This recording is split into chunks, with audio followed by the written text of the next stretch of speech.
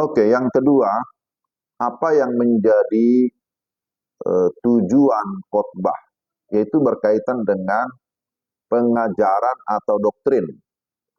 Mengajar pendengar mengerti firman Tuhan agar dapat bertumbuh secara rohani. Iman bertumbuh karena firman Tuhan. Nah, ini juga menjadi hal yang sangat penting. Jadi, kita perlu untuk terus mengajarkan firman Tuhan. Ya, maka di dalam khotbah juga ada tema-tema doktrinal ya, tema-tema pengajaran yang bisa kita sampaikan secara berseri misalnya, secara berkelanjutan ya, supaya anggota jemaat itu ya bisa mengerti firman Tuhan. Jadi tidak hanya mengkhotbahkan hal-hal yang praktis-praktis dalam pengertian, tidak hanya mengkhotbahkan hal-hal yang umum-umum saja, apalagi hanya mengkhotbahkan ya pengalaman-pengalaman hidup atau kesaksian pribadi, ya bukan itu ya. Maka nanti kita akan pelajari secara lebih khusus bagaimana kita mempersiapkan khotbah ya menurut aturan-aturan homiletika. Ya, ini yang kedua, bahwa semua anggota jemaat itu membutuhkan pengajaran ya yang memimpin, yang mengarahkan mereka kepada pertumbuhan, kepada kemajuan rohani, khususnya di dalam pemahaman Alkitab ya. Jadi ada juga orang sudah lama menjadi Kristen tapi tidak memahami Alkitab ya secara secara holistik atau secara keseluruhan, oleh karena tidak pernah diajarkan secara teratur ya. Ya, karena itu si pengkhotbah juga memang harus menguasai doktrin, ya, harus menguasai Alkitab ya secara keseluruhan. Yang dimaksud menguasai ya paling tidak dia bisa memahami secara teologi ya. Maka ada teologi perjanjian lama, ada teologi perjanjian baru, ya belajar tentang kesatuan Alkitab, ya memahami tentang apa sebenarnya yang merupakan tema-tema penting di dalam Alkitab. Ya, jadi misalnya kalau saudara ditanya, sebenarnya kalau ditanya, menurut saudara Alkitab itu isinya apa sih gitu ya? Ya, apa yang kita akan jawab ya?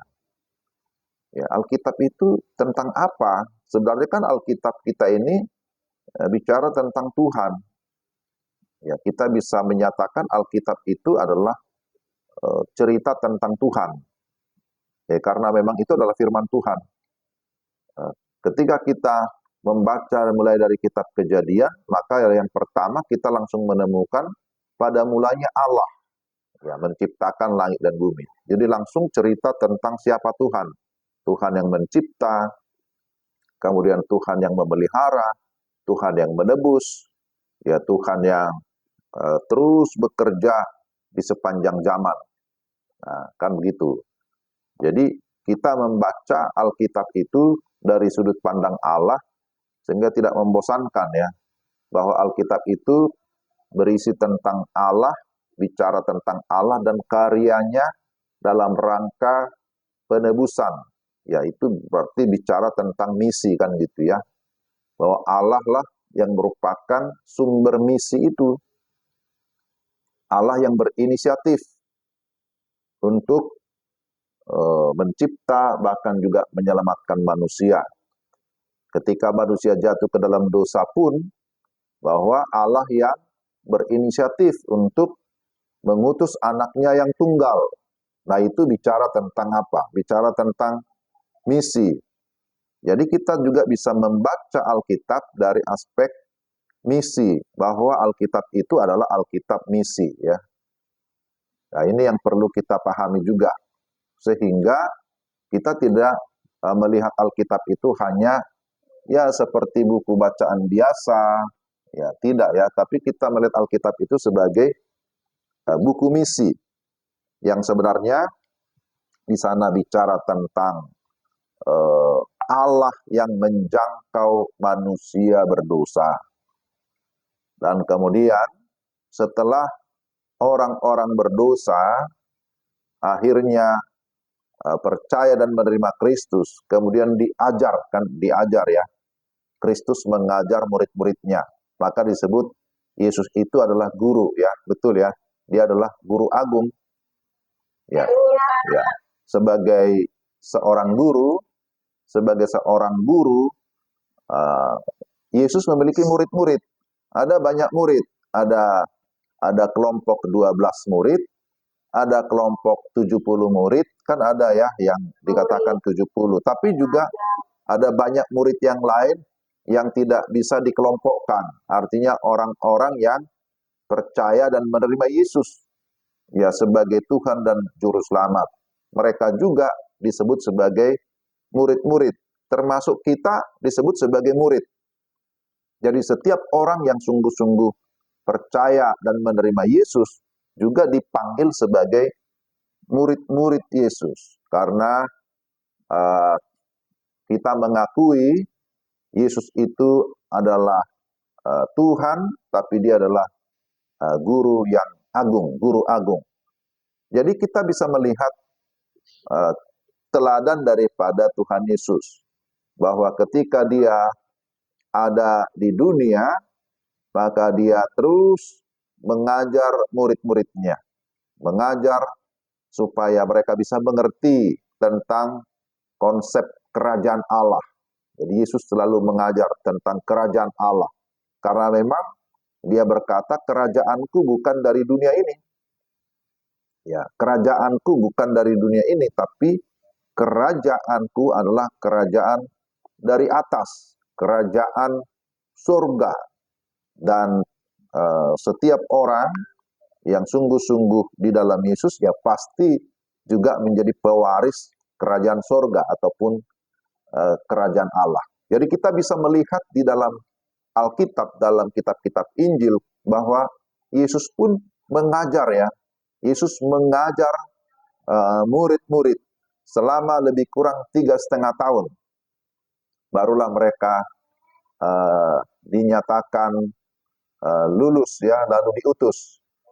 Ya, mereka akhirnya menjadi tenaga-tenaga utusan yang diutus ke berbagai suku-suku bangsa. Jadi perhatikan bahwa mereka juga terus belajar tiap-tiap hari, kadang pagi-pagi, kadang siang-siang, sore-sore, bahkan sampai malam hari. Kadang mereka belajarnya di tepi pantai, belajarnya di bukit, belajarnya di gunung, belajarnya di rumah ibadat, belajarnya di tempat-tempat, kadang-kadang di pinggir jalan, di berbagai tempat. Luar biasa ya, bahwa apa yang diteladankan oleh Yesus, yaitu sungguh menjadi satu kekuatan bagi kita, ya, bahwa seorang guru tidak henti-hentinya mengajar, tidak melihat, wah ini harus tunggu dulu cuacanya baik gitu ya, atau tunggu dulu semua kondisi baik-baik saja, ya baru bisa mengajar. Nah kita juga bersyukur hari ini kita bisa belajar mengajar, walaupun tidak ketemu langsung. Nah ini media ya, ada media pembelajaran seperti ini, Zoom, ya kita bersyukur, kita hargai itu. Jadi sekali lagi bahwa Yesus mengajar murid-muridnya 3,5 tahun lebih kurang. Ya, walaupun mereka tidak pakai toga waktu wisuda, ya tapi mereka sudah melewati pengajaran itu dan akhirnya mereka diutus. Mereka menerima amanat agung itu. Diutus untuk apa? Untuk memberitakan firman, untuk mengajar. Sebab di sana dikatakan, ajarlah mereka. melakukan segala sesuatu yang telah kuperintahkan kepadamu. Nah, inilah juga yang menjadi konsentrasi kita, saudara-saudara, bahwa kita juga harus siap untuk menjadi pengajar, ya. Pengajar dalam pengertian tidak harus secara status menjadi dosen atau harus menjadi guru yang punya NIP gitu ya, nomor induk kepegawaian, tetapi sebagai pengkhotbah kita juga berperan sebagai pengajar. Jadi pengkhotbah sekaligus menjadi pengajar. Tapi bagaimana menjadi seorang pengajar? Memang harus sungguh-sungguh memahami apa yang akan diajarkan. Dan pokok-pokok pengajaran kita semua bersumber dari Tuhan, dari Yesus sebagai guru agung kita. Maka supaya pengajaran kita sungguh-sungguh bernas dan juga berkuasa, ya sama seperti Yesus katakan bahwa ya dia harus menjadi teladan di dalam pengajarannya. Apa yang diajarkan, nah itu juga yang diterapkan. Ya kalau tidak, maka kita akan menjadi batu sandungan, kan gitu.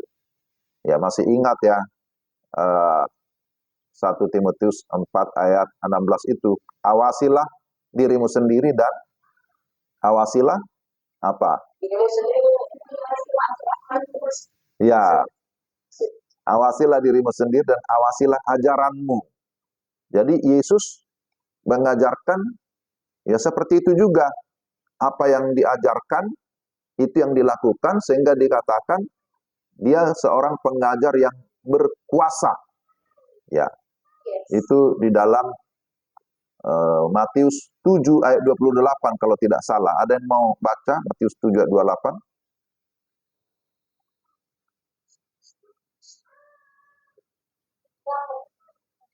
Matius 7 ayat 28 bunyi. Matius 7 ayat 20. Matius 7 ayat 28. Dan setelah Yesus mengakhiri perkataan ini, takutlah orang banyak itu mendengar pengajarannya. Ya, takjub ya orang banyak itu. Karena pengajarannya itu adalah pengajaran yang penuh kuasa. Apa yang diajarkan dengan apa yang dilakukan itu ya sama kan begitu. Itu namanya sinkron. Nah itu juga yang disampaikan oleh Rasul Paulus ya kepada Timotius. Awasilah dirimu, awasilah ajaranmu. Jangan sampai ya kamu mengajar sesuatu tapi kamu tidak melakukan. Nah seperti itu. Nah ini penting untuk para pengkhotbah karena juga banyak pengkhotbah-pengkhotbah yang pintar berkhotbah tapi akhirnya menjadi batu sandungan karena apa? Tidak diikuti dengan sikap ataupun perbuatannya. Jadi ini hal yang penting kita perhatikan. Tujuan yang kedua dari khotbah adalah pengajaran atau doktrin. Pengajaran atau doktrin harus disampaikan secara baik ya dengan mengikuti teladan Yesus Kristus sehingga itu mendatangkan pertumbuhan rohani bagi setiap orang ya atau setiap jemaat yang mendengarkan khotbah ataupun pengajaran kita.